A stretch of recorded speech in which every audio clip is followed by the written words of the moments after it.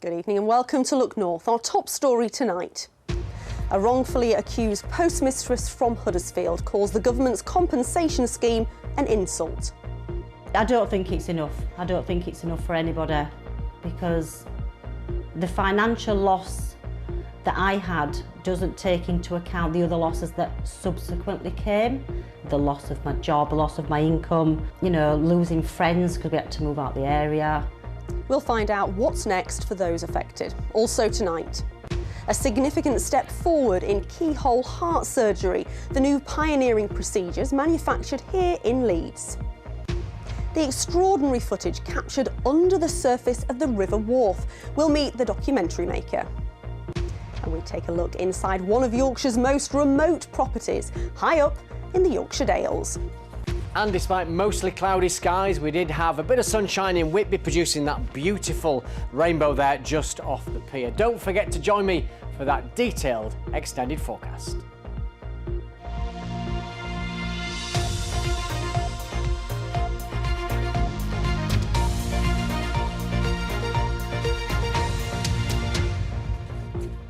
Good evening, thanks for your company. Please come forward. That's the plea from the Post Office Minister to former postmasters across our region who've been wrongly convicted and had their lives ruined by a computer system which made them look like thieves. Today, Kevin Hollinrake confirmed that 983 postmasters were given criminal convictions, but so far just 93 of these convictions have been overturned. The government has announced today new legislation to speed that up. Well, nearly 3,000 postmasters have been paid some compensation, but 555 former postmasters who exposed the scandal were told they'd be paid a one-off payment of £75,000. Postmasters who were wrongly convicted are entitled to £600,000, but until convictions are overturned, full compensation cannot be paid. Our reporter Heidi Tomlinson has been speaking to some of those whose lives were turned upside down by the scandal. Mr. Speaker, this is one of the greatest miscarriages of justice in our nation's history.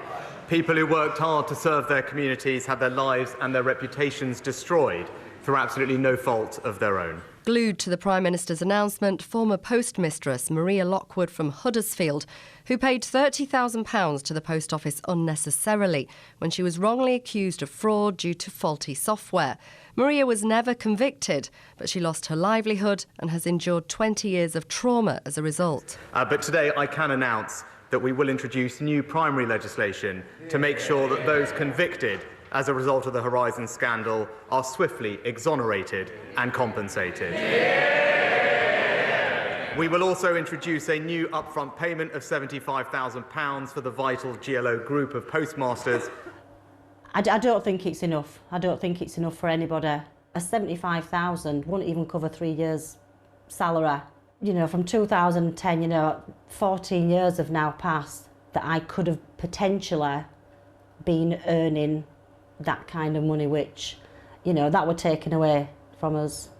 The only way to stop it is to prove that I'm not a thief, right? It must be a bug. An ITV drama catapulted the scandal into public consciousness after Christmas, even though the victims have been fighting for compensation for years. As pressure mounted this week, politicians were forced into action. So this is the moment you've been waiting for, Alison. It is, let's see what he has to say. Yeah. Former Liversedge postmistress Alison Hall had her conviction of false accounting overturned and has received £100,000 in compensation.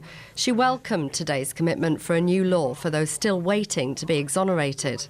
That's good, because I know how long I waited to get my conviction overturned, and that day was one of the best days ever, because it was like, finally. And when your name, like my name, got read out, it was just like, oh. And when we came out, we just cried. Everybody just cried. It was just as if a big weight had lifted off our shoulders. The government will, in the coming days... Post Office Minister and North Yorkshire MP Kevin Hollinrake hopes that relief can soon be felt by hundreds more as the public inquiry into the scandal progresses. The evidence which is already emerging from Sir Wyn Williams' inquiry has shown not only incompetence but malevolence in many of their actions. I can therefore announce that we intend to bring forward legislation as soon as we can to overturn the convictions of all those convicted in England or Wales. It's devastated us. It's really, really been hard. At this stage, all victims want is to think about something else. One of my youngest sons, he's 17, and he said, "This is all you ever speak about."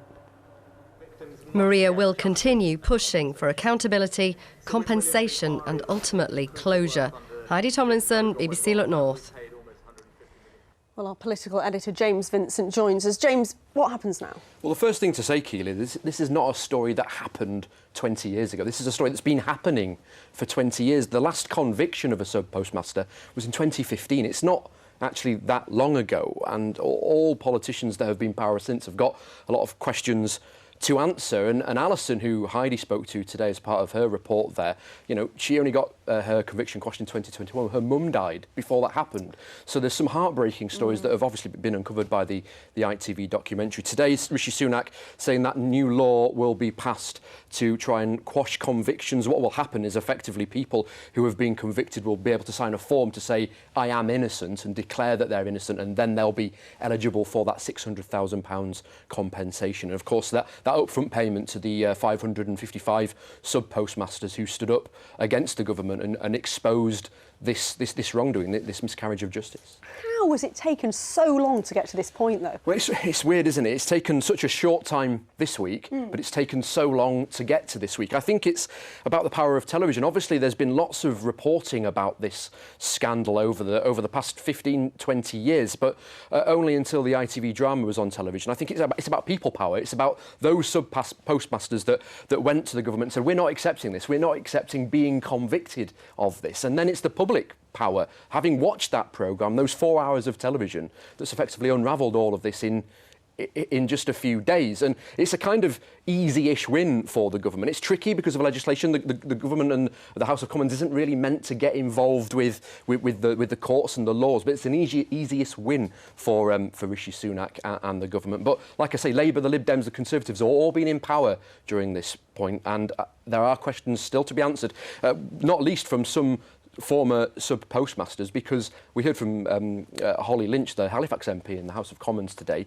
She raised one of her constituents who was actually prosecuted by the DWP, the Department of Work and Pensions, not the Post Office, isn't covered by this new law technically. So the government is now looking to see what it can do in that situation. So, yeah, it's happened very fast this week, but very slowly over decades. A long time coming. James, thank you very much. Next tonight, a significant development in the world of keyhole heart surgery is being pioneered here in Leeds. A replacement valve, which it's believed will improve outcomes for patients, has been manufactured in a factory in Swillington. The surgery is then carried out at Leeds General Infirmary. Now, there are some graphic images in Corinne Wheatley's report. Morning, Alan. Good morning. Do you remember me? My name is Kerry. I'm one of the TAVI nurses, Yes. and valve nurses. Nervous, but looking forward to, hopefully, a new lease of life. 79-year-old Alan from Wakefield has come to Leeds General Infirmary to have a keyhole procedure to replace his aortic valve. He's been suffering from heart problems since 2019. Today he'll be fitted with something new, a Jenner valve, only recently approved for patients in the UK. It's been difficult, really, because my breathing has been really bad. I used to be fit and active, walked everywhere and did all that, but as the breathing got worse and worse, I couldn't even walk from my lounge to the kitchen without getting out of breath. And when I found out that I was having the Jenner done, and they said it's a new thing in the UK, I felt like I was somebody. I did say to him, I'm not a guinea pig, am I? He said, no, we're all doing it. So I got really impressed. Patients who have narrow aortic valves have been able to have keyhole surgery for some years, but the traditional replacement valves don't work well for people like Alan, who have leaky valves that are too wide, allowing blood to flow back to the heart. But this new type of valve fixes that. For us as a team, it's hugely exciting. The valve itself is the same as a surgical valve. It's made from animal tissue, actually the lining of a pig's heart that's stitched together to make a valve, and that valve in turn is sewn onto the inside of a metal frame. That frame can then be compressed so it's small enough to squeeze into a tube that will fit in the artery in the groin. So once the valve's inside that tube, we can pass it up from the artery in the groin up to the heart under X-ray guidance. When in position, essentially, we're pulling the tube back to release the frame, and then the frame anchors itself in position. The old valve is squashed behind the frame. The new valve takes over immediately. The only other options for patients like Alan with leaky valves might be open heart surgery, too risky for many people, or tablets to help them live with it, but the condition can be fatal. We're about half an hour now into Alan's procedure and the valve is in. We've just watched on the screens. Alan's been awake throughout this whole procedure, only the 5th person to have it done here at the LGI. The Jenner valve is manufactured in Swillington, just outside of Leeds. The tissue's cut to shape and then sutured or stitched into the valve, and there's about 1,000 really small stitches that attaches the tissue to the valve. It's so small that the process has to be done under a microscope. All of these intricate, life-changing valves are made by hand. In the UK, they're only available in Leeds and London at the moment, but the team at the LGI want them to be more widely available. As Alan heads back to his ward, his doctors say the procedure couldn't have gone better. It's hoped he could be home as early as tomorrow. Corinne Wheatley, BBC Look North, Leeds. Oh, there's some really clever people out there, and all the best to Alan. You're watching Wednesday's Look North, still to come on tonight's programme. We hear from the superstar netball player Jiva Mentor, who's just signed for Leeds Rhinos.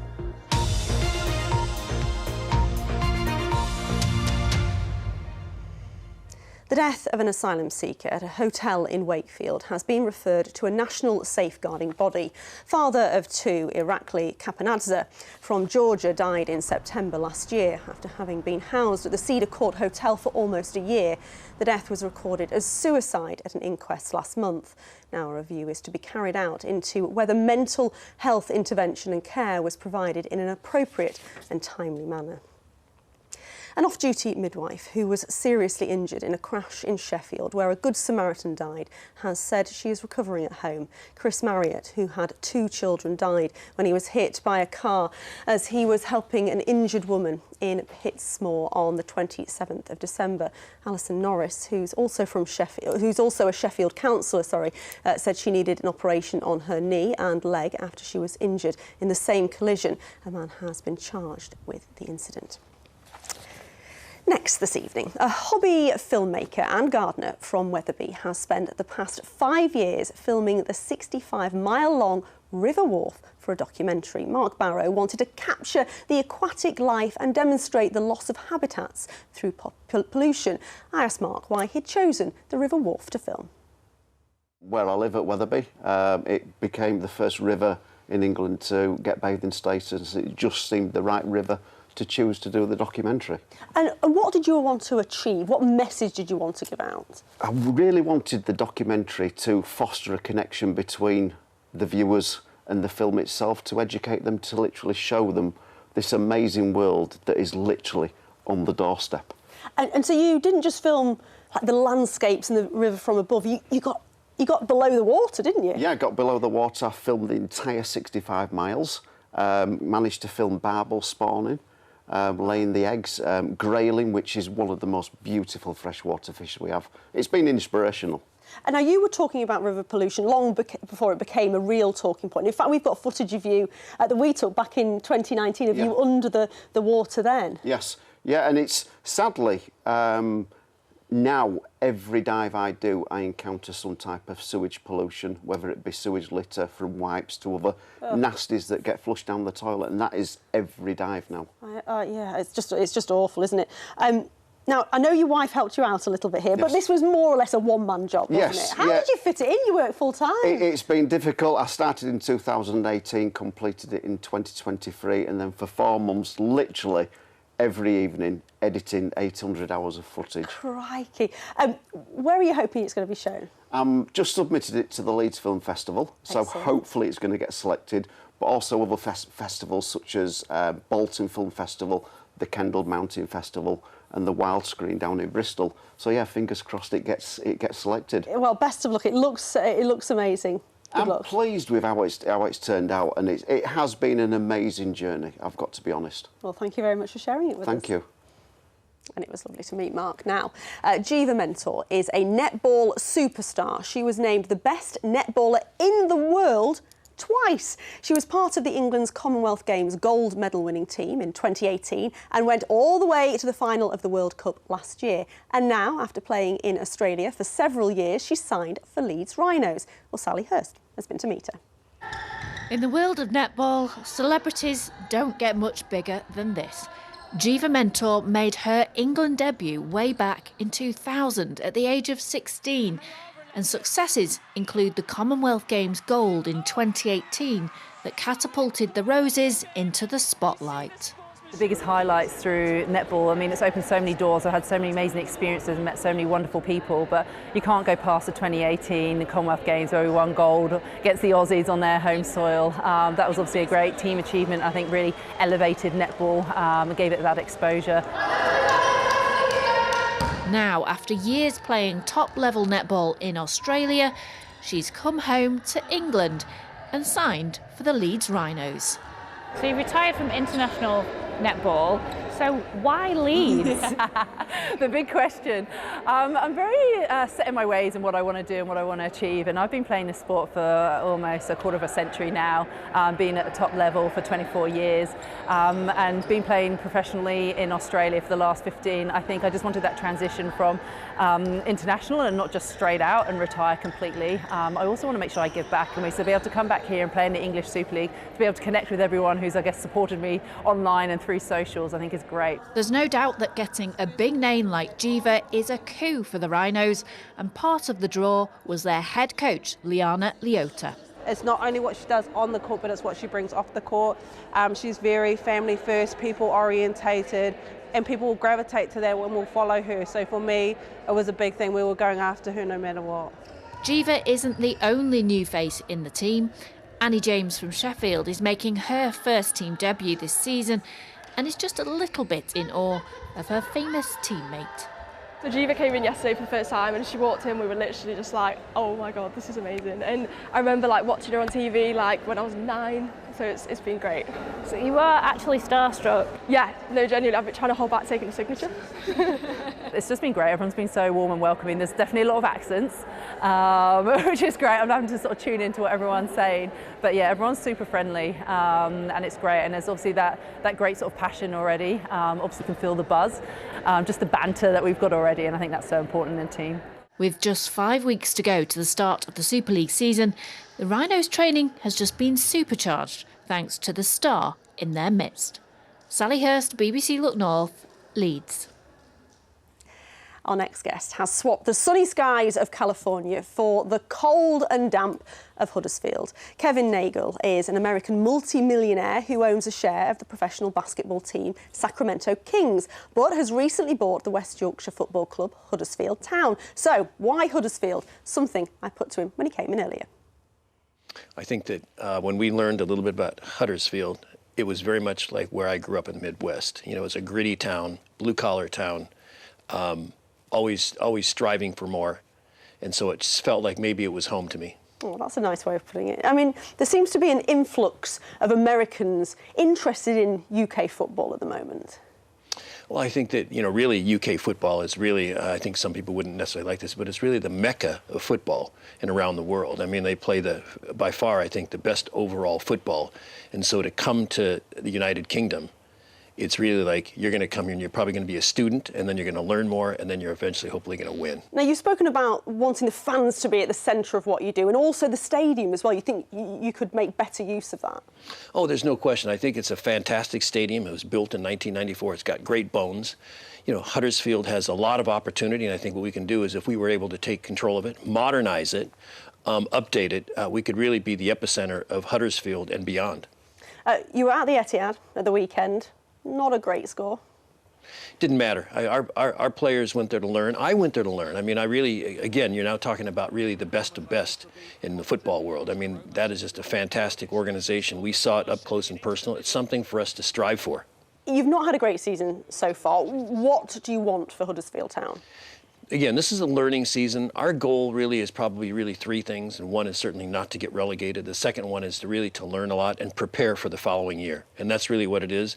I think we're firing on all those cylinders right now. So far, we're out of relegation. We've got the second half of the season ahead of us, and I think we're going to be a lot better. What do you think of the fans? They're a loud bunch, aren't they? The fans in the UK are really fantastic overall. I mean, they might get upset with you at times, and they might be very disappointed, but I think when you do things right, they're behind you. Yeah, we're passionate about the beautiful game here. What do you think, be honest, what do you think of Yorkshire? A bit different from California.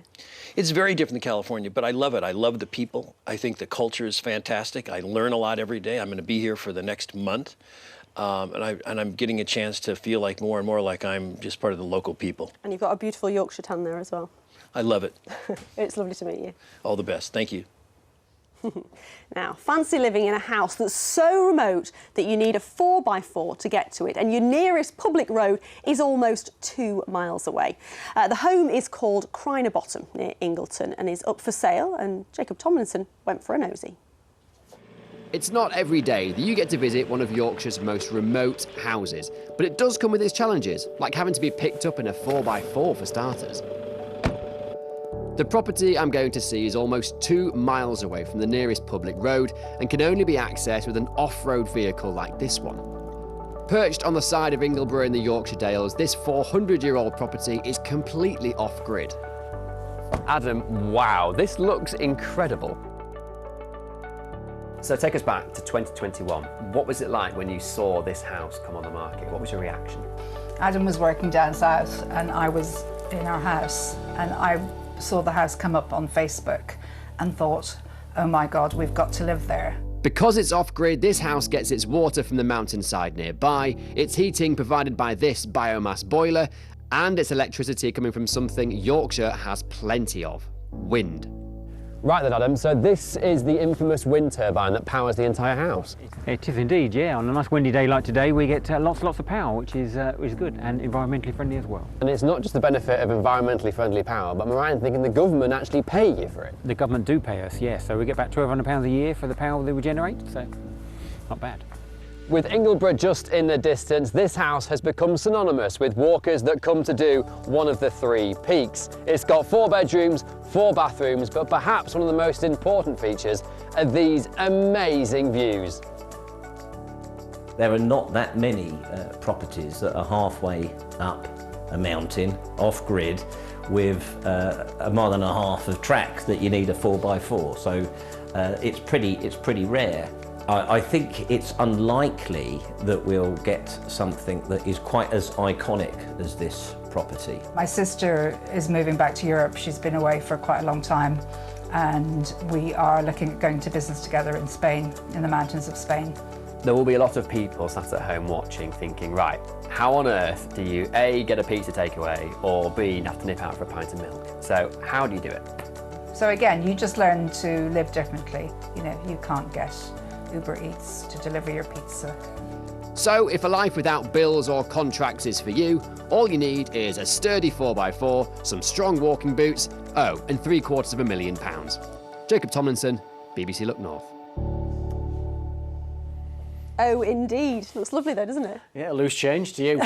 You know what I saw there? Not any snow. 2,500 feet up on the 3 peaks. Nothing in the middle of January. That's really unusual. They did say it was freezing up there. Yes. Absolutely nothing. Anyway, lots of sympathy for me on social media after you were very cruel about my dead cat, Alan. I'll read a couple out. Yeah. Deceased 10 years ago. Hay said, ignore the dog owner. and Lynn says, Paul is so harsh to you. Not Lynn Donovan, is it? No, not my mother. Yeah. My mum is called Lynn, It yes. is actually, Good right. knowledge. Let me show you a couple of pictures. Not as interesting as that, of course, but it just shows for dog walkers like me the state of the path still. This is close to the River Foss in York. Mud everywhere as the river levels slowly recede, but almost a taste of spring. The Vale of York is always early with these daffodils, but that was just in York. Keep the pictures coming in on X, Instagram and on the Weather Watcher website. So for tomorrow it's very quiet. Again, it's rather cloudy, 1 or 2 light showers, but most of us will be dry. Then it does turn interesting as we head into next week. Let me show you what's happening. High pressure in charge, but later in the weekend we see this cold front which will bring much colder air next week from the north. But look, the Atlantic is trying to get back in from the south. These two could clash around the middle of next week, and where they do so, there could be some snow all a long way off, but just a heads up that next week could turn out to be fairly interesting. But in the short term, we continue to see a stream of cloud coming in from the northeast. It's given quite a few showers towards the coast in particular, but they're becoming more isolated overnight. There'll be a few breaks in there, but most of us will be dry and frost-free with all that cloud. I think most areas seeing lows around 3 or 4 degrees. So tomorrow's high water times in Scarborough at 3:44, Bridlington at 6 minutes past 4.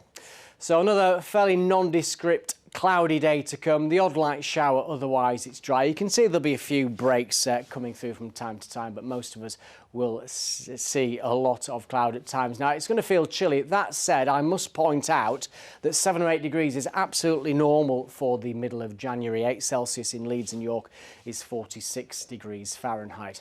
Further ahead then, a similar sort of day on Friday. Most of us will be dry, but rather cloudy. Into the weekend, well, it does look quite a bit brighter. There's a couple of weak weather fronts might bring a little rain for a time, but I think most of us will see a lot of fine conditions with some sunshine. Much colder next week, a lot of sunshine, but then by the middle of the week, just a hint that we could see something a bit more wintry. That's the forecast, Keely. Thank you very much. My mum will be delighted, she's got to mention. What, is she watching in Grimsby? They absolutely do, every evening, when I'm on, of course.